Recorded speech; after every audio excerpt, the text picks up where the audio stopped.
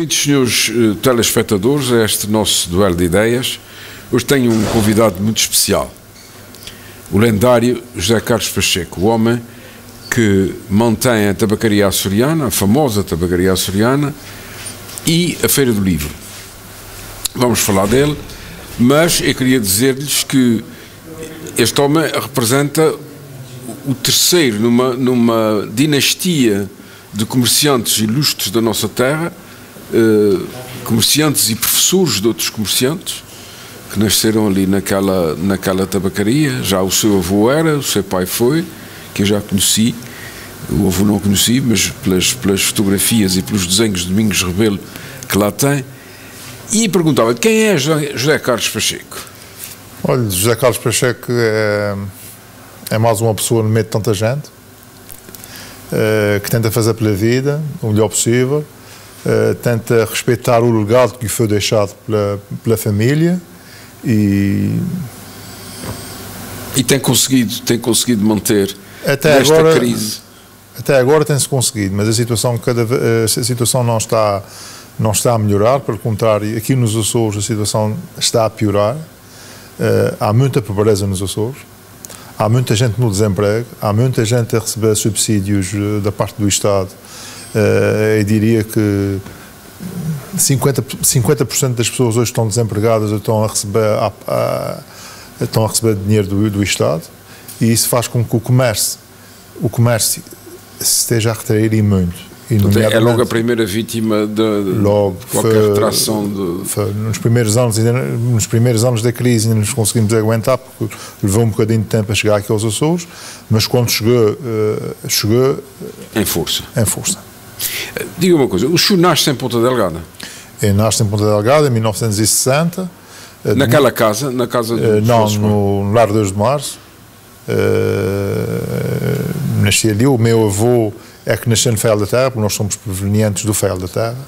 O meu avô, a minha mãe também é do Faial da Terra, o meu pai já nasceu cá em baixo, aqui na cidade, e nós fizemos a nossa vida sempre à volta do Lar 2 de Março. À volta do Lar 2 de Março, excepto o meu avô, que dos primeiros negócios que teve aqui no tempo da guerra, era aqui no Estradinho, tinha ali uma taberna, um café, depois teve uns táxis, depois comprou a tabacaria açoriana para o meu pai. Como o senhor sabe, e muitas pessoas sabem, o meu pai nasceu com um defeito num pé e, enfim, era uma forma de o meu pai poder fazer a sua vida, e foi lá que fez, desenvolveu-se, até que chegou à altura de eu ter que seguir as pisadas dele, porque desde miúdo sempre acompanhou o meu pai, e era muito engraçado porque na altura às vezes ria-me no liceu, e quando eu estava no liceu, quando andava na escola,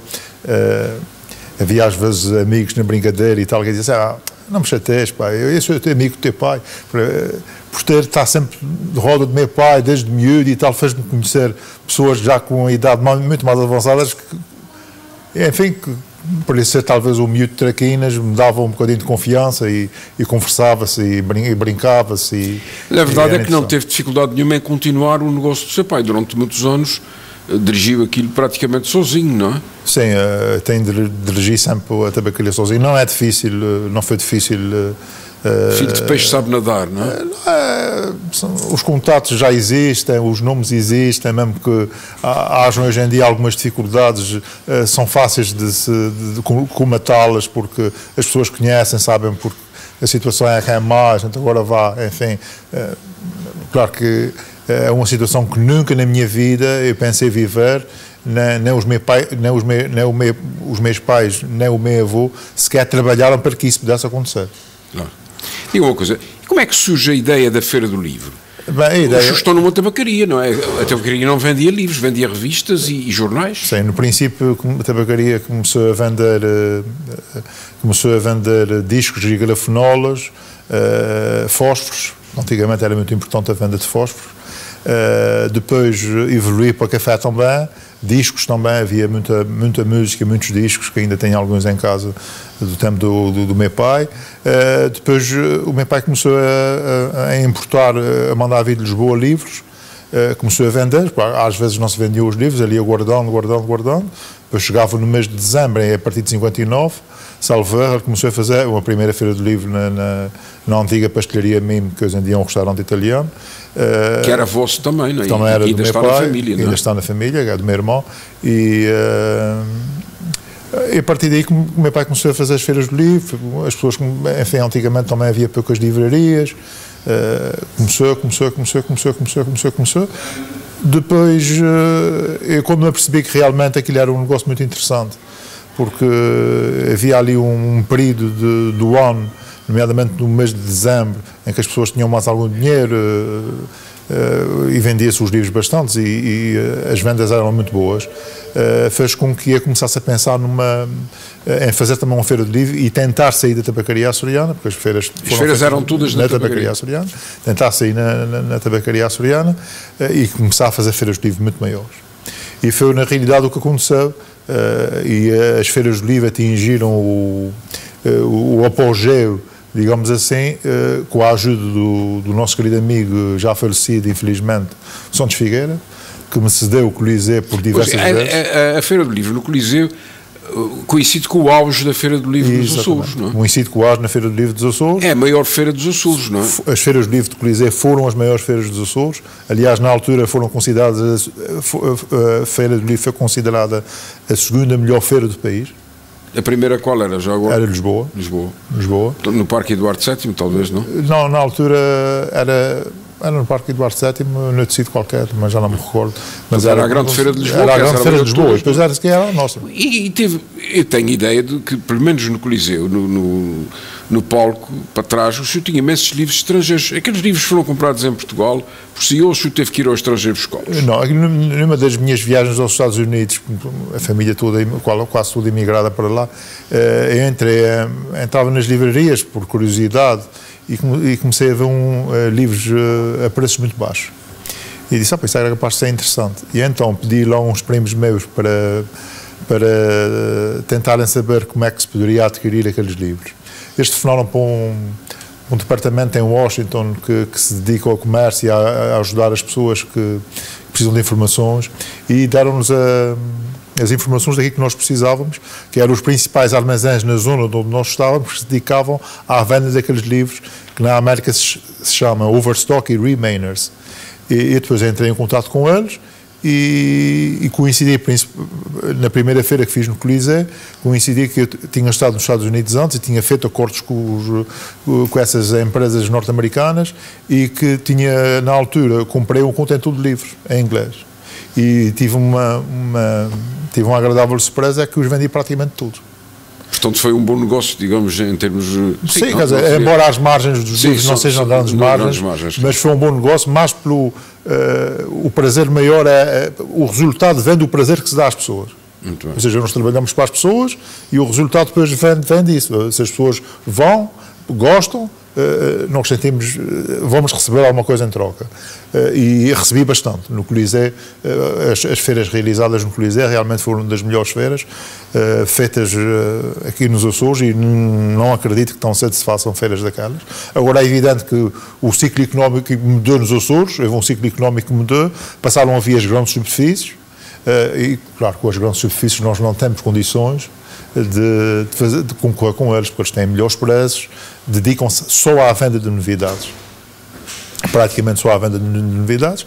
Depois nós não conseguimos acompanhar, porque as margens que nos dão lá fora vão à volta dos 35%, 40%, fazíamos 20% ao cliente, ainda tínhamos o problema de alguns desvios que haviam de livros que às vezes havia, depois os livros não chegavam em condições, tinham que vir para trás, tínhamos que os pagar e deixou de ser um bom negócio.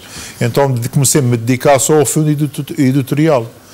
O fundo editorial são os livros que já saíram há 4, 5, 6, 7 anos, que chega-se às editoras, compram-se e depois põe-se aqui à venda muito barato. Só para dar um exemplo, este ano nós temos grande parte da feira anda à volta dos 2,5 a 3 euros por livro. Portanto, baratíssimos. Baratíssimo. Acha que o livro eletrónico teve, digamos, foi o culpado pela menor compra dos livros de papel? Para já, nos Açores, acho que ainda não.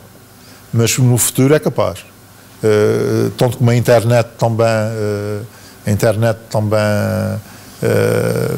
agravou a venda dos livros, Bom, e são tudo ciclos, quer dizer, nós temos que nos habituar aos ciclos e temos que sobreviver a eles, ou então aqui nos Açores é difícil, nós aqui somos receptores, as inovações têm que vir sempre de países com muita gente, nós aqui temos muito pouca gente e acredito doutor, os espectadores, que o esforço que nós fazemos, e não só na área de livreira, como na área de cafés, como na área de restaurantes, é um esforço bastante grande, porque o comércio em Ponta Delgada não é um comércio em que nós temos uma clientela mais ou menos definida ao longo do ano. É um comércio que de um dia tem 10, no outro dia tem 3. Por isso muitas vezes se falava, no caso dos restaurantes, todos têm má qualidade de serviço, mas as pessoas também têm que entender, a gente vamos à praça comprar 1 quilo de chocos, vende-se tudo, compra-se no outro dia 2, vende-se tudo, no outro dia compra-se 3 e fica uma semana sem se vender. Então é um mercado muito especial. É um mercado muito especial e é muito difícil, as pessoas, os comerciantes todos, não só na parte dos livros, como na parte dos restaurantes, na parte dos bares, é muito difícil fazer um negócio nos Açores. Diga uma coisa, ainda para a gente fugir um bocadinho do livro, qual foi o livro que mais prazer lhe deu a vender, ou que vendeu mais, ou que foi, digamos, o best-seller das suas feiras todas? Olha, o livro que eu vendi mais nas minhas feiras todas foi no Coliseu, e vendi à volta de 6.000 livros de culinária de uma coleção que havia chamada Boa Mesa. Eu nunca pensei na minha vida vender 6.000 livros, não foi só de um título, era daquela coleção, vendi 6.000 livros num mês. Portanto, os miquelenses, os açorianos, são comilõezinhos, não? Gostam de fazer da boa mesa, não é? Sim, os livros de culinária têm muito boa venda, Portanto, esse é que é o best-seller. É pena, não é? Não ser uma coisa de filosofia ou de política. Não, isso aí é... isso aí é... Filosofia também se vende, isso é a universidade, claro. Escolas... A universidade teve algum impacto na feira? Quer dizer, o senhor apanhou antes da universidade, sim, e depois da universidade? A universidade teve algum impacto na feira. Aliás, a nossa saudosa doutora quis acompanhar uma das feiras de livro e nós fizemos uma Está a referir-se a quem? A doutora Fátima? Exatamente. Ela cedeu-nos os livros da universidade e nós fizemos todos os livros que a universidade tem editados pela Universidade dos Açores, nós fizemos um saldo de livros que foi um grande sucesso para a universidade. Sucesso, não é? Absolutamente. E claro, este ano o senhor já abriu outra vez a feira? Este ano a feira está aberta até o fim do mês. Está aberta ao lado de cima da tabacaria açoriana. Exatamente. Que eu penso que é um estabelecimento seu também. Que também é meu, que fica em frente à Rua de Ares Açores, está aberto até às 21, 21h30, 22h, abre de manhã às 10 horas da manhã. E estamos lá para servir as pessoas. Há alguma novidade este ano que tenha conseguido no mercado livreiro? Não, este ano não novidade foi uma grande, encontrei lá fora durante o ano, que as compras são efetuadas durante o ano para serem vendidas depois cá em dezembro. Encontrei uma grande coleção de uma editora que pôs fora os livros que tinham a mais, e nós adquirimos esses livros, muitos romances e alguns livros sobre política. Claro que grande parte desses livros já tem a sua época, mas servem como documentos históricos para muita gente interessada. Não é? A sua formação pessoal, o senhor tirou só o liceu ou tirou um curso superior? Não tirei o curso absolutamente nenhum. O seu pai gostaria, não? Sim. Meu pai, aliás, dizia que tinha sempre tinha um bocadinho de dinheiro guardado para os filhos tirarem um curso. E à maneira que começou o mais novo, à maneira que os outros não iam tirando, ali utilizando o dinheiro para passear. E, portanto, o meu pai fez as suas viagens. Mas porquê é que não se formou? O senhor tem uma cultura muito vasta. Não, eu não me formei, sabe, não havia necessidade. Na altura não havia necessidade. Já começou logo a trabalhar? Desde miúdo acompanhou o meu pai, e depois... nunca tive assim uma necessidade muito grande de estudar. Hoje em dia, claro que penso precisamente ao contrário. Não quero que os meus filhos, se os meus filhos quiserem seguir a minha vida, podem seguir, mas todos eles com um canudo. Claro, com certeza.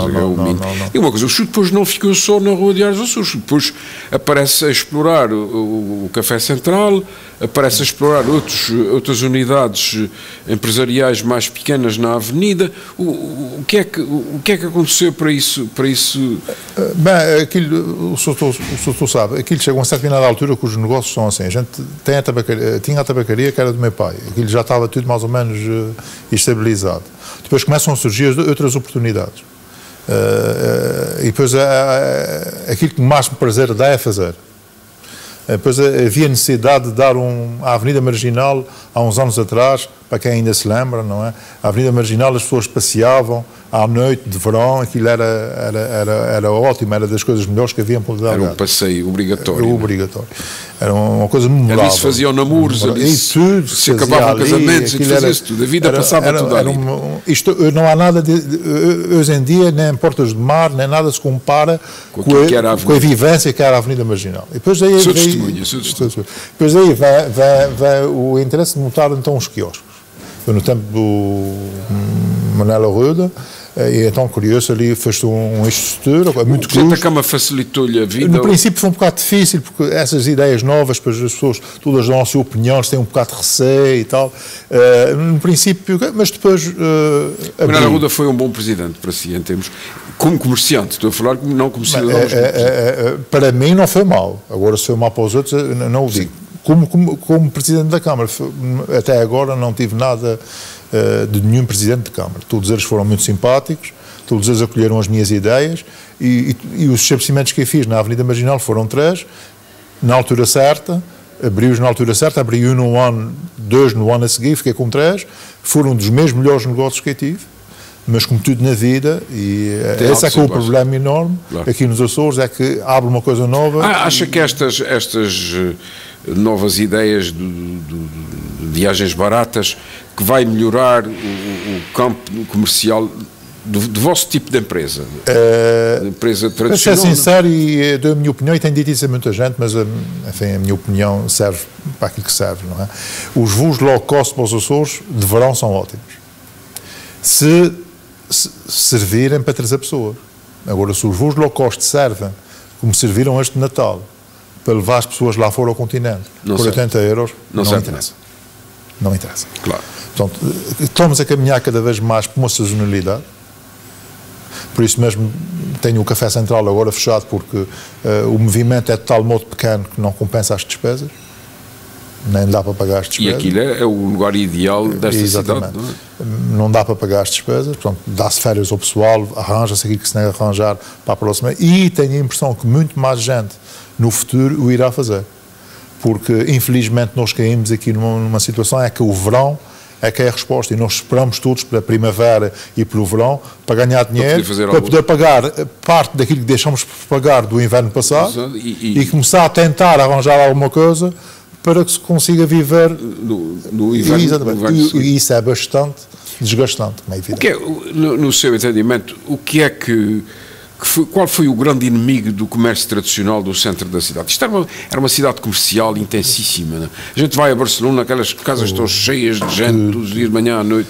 O que é que se passa em Ponta Delgada? O que passa em Ponta Delgada, na minha opinião, foi muito simples. Houve um certo de exagero da parte política, camarária também, diga-se entretanto, que foi alargar a cidade.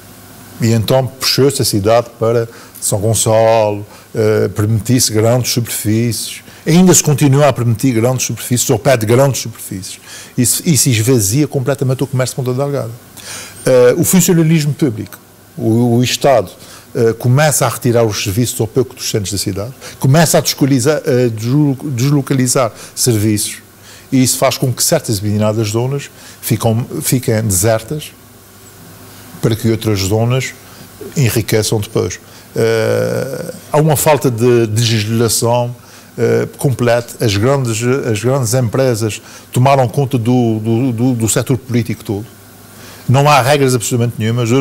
Nós não temos comércio na nossa terra, nem gente na nossa terra. Hoje em dia, o senhor vai a uma bomba de gasolina, o senhor tem café, o senhor compra pão, bebe café, leva revistas, é capaz de levar livros consigo, tem comida, tem tudo. Portanto, nós não temos economia para isso. Nós estamos a descentralizar tudo no centro da cidade. E depois queremos que as pessoas venham para o centro da cidade. Mas vêm para o centro da cidade fazer o quê? Mas há uma crítica que se fazia, que os comerciantes antes das grandes superfícies também punham os preços que queriam e faziam o dinheiro que queriam, eram todos muito ricos e que só depois é que... Isso é uma crítica que se ouve, não sei. Sim, mas e para lhe dizer a verdade, eu tenho ouvido essa crítica, mas eu às vezes pergunto, mas onde é que está a riqueza desses comerciantes? Foram-se embora em 5 ou 6 anos? Não, era uma riqueza relativa, claro. Não. Havia alguns comerciantes que vendiam as coisas mais caras, algumas aldrabices se faziam com roupas de marca e tudo, mas isso era 1 ou 2, nada disso. Ora, vive-se aqui, tivemos o tempo do Armazém Canadá, tivemos o Armazém Toronto, as pessoas esquecem-se, essas pessoas que fizeram esses estabelecimentos. Ombreiro, Carlos Silva. Exatamente, essas pessoas que fizeram esses estabelecimentos, fizeram para servir as pessoas. Claro. Claro que tinham que tirar algum proveito da situação. Agora, tudo isto foi mudando, tudo isto foi mudando. Depois temos um problema hoje em dia que é o estacionamento em Ponta Delgada. As pessoas têm que pagar para estacionar. Mas os comerciantes nunca se levantaram contra isso? Os comerciantes hoje em dia vão se levantar a quem? Como? A autarquia não tem capacidade financeira. Que os comerciantes não têm consciência do seu poder, não é? Não, acho que não têm consciência do seu poder. Acho, muito sinceramente, acho que não têm consciência do seu poder. Não acha que a Câmara de Comércio podia fazer ou devia fazer qualquer coisa para organizar... Porque essa coisa do estacionamento... Um centro comercial tem um grande estacionamento gratuito. Não chove lá dentro, não é? Em princípio. Não é? E, portanto, a pessoa sente-se muito mais cómoda, tem preços mais baratos, tem mais variedade. No centro da cidade nunca se sabe onde é que se há de deixar o carro, paga-se para deixar o carro. Qual é a solução para isso? Tem que ter uma solução. A solução para isso... Ou os senhores vão morrer na caixa? Não. A solução para... Bem, estamos a morrer aos bocadinhos. Devagarinho. Sim, mas vão-se deixar morrer? Não, aqui a solução é ou eles vá de uma maneira ou vá de outra. Eu não sei de que maneira é que eles vão querer que isso vá. Agora, Ponta Delgada hoje em dia precisa de arranjar 3 polos que são importantíssimos para o desenvolvimento de Ponta Delgada. E um polo é na zona como São Francisco, até aí ao supermercado de Manteiga. Depois temos a zona do centro, que vai a Rua Antão José de Almeida, e temos a zona do Teatro Micalense, que tem que se criar nesses 3 pontos e estruturas fortes, como têm, por exemplo, os centros comerciais. Tem as lojas principais nos extremos, para que as pessoas possam circular. Agora, nós temos, e quando eu digo isso, não somos nós os comerciantes micalenses, porque nós não temos capacidade para isso. Poderemos, sim, ajudados pelo poder político, que é muito importante. Por isso é que é importante a diplomacia económica, é muito importante. E não há diplomacia económica, nós não chegamos lá. Nós chegamos às grandes empresas, lá fora, e é sempre um não. Para arranjar uma reunião é mais difícil do que arranjar uma reunião nos Estados Unidos, por exemplo. É uma coisa fantástica. Portanto, nós temos que nos unir com as empresas lá de fora e tentar criar as 3 polos de atração. Nós temos, por exemplo, ao pé do Teatro Micalense, temos o Nicolau Sousa Lima. Não percebo porque é que a Decathlon está onde está. Podia estar no Nicolau Sousa Lima. Mas era um que está vazio. Tem que ser criado nesse aspecto. Mas para isso era preciso que o parqueamento fosse gratuito. O parqueamento gratuito, e não só isso. E tem que se arranjar. Os Açores não podem ser governados como se estivesse a governar Lisboa, o país inteiro. Os Açores têm um conjunto de características que têm que ser respeitados. É uma terra muito pequena. São Miguel, então, é uma terra pequena, é a maior dos Açores, desenvolve-se a maior parte da economia aqui em São Miguel, mas o comércio é muito frágil. E então, nós não podemos ser governados da mesma maneira, não se pode impor aos Açores. Temos já um centro comercial, abri há dias mais um supermercado, e tudo isso fazem concorrência uns aos outros. A concorrência é salutar, mas a concorrência, quando é em demasia, faz com que as pessoas fiquem a olhar para o céu, não é? Claro. E, infelizmente, derivado ao nosso tempo e ao nosso céu tudo cinzento, faz com que as pessoas olhem, em vez de olhar para o céu, olhem para a terra. E por isso mesmo há as desgraças que têm havido ultimamente. Mas a ver se conseguimos sair daí. Muito obrigado pela sua entrevista. Eu agora vou falar-vos em 2 livros. Tenho pena de não ter trazido da feira uns livrinhos. Estava à espera que o nosso convidado nos oferecesse, mas pronto, não calhou. Isto é os nossos comerciantes. Eu tenho aqui 2 livros para vos falar. Um é do José Carvalho. Nós já anunciámos este livro. Paulo VI e Portugal. Paulo VI foi o primeiro Papa que veio a Portugal E o professor José de Carvalho, que é professor em Vila Franca, nós já o entrevistámos aqui neste programa, é um homem muito religioso e dedica à religião, e neste caso a religião, a política, e a política e a religião, que está tudo aqui feito porque Paulo VI veio a Portugal um pouco porque tinha ido à Índia. Salazar não gostou da ida do Papa à Índia porque nós estávamos em guerra com os indianos, porque nos queriam tirar, como tiraram Guadamão e Dio, e claro que isso criou uma aflição muito grande entre o governo de Lisboa e o Vaticano. As coisas estiveram muito más, mas depois o Papa acabou por vir a Portugal. E é realmente a história dessa viagem, com imensos problemas de bastidores, de enredos, de política, de pressões, etc., que o professor José Carvalho conta neste livro. Nós havemos de entrevistar mais uma vez para que ele nos conte os meandros e a forma como ele conseguiu escrever este livro, que aliás foi apoiado pela própria hierarquia eclesiástica. Trago-vos aqui outro livro, que é da Casa dos Açores de Ontário. Eu estive no Ontário apresentando o livro do nosso querido amigo Lino Fraga, Pátria porque nos abandonas, e isto foi na Casa dos Açores do Ontário,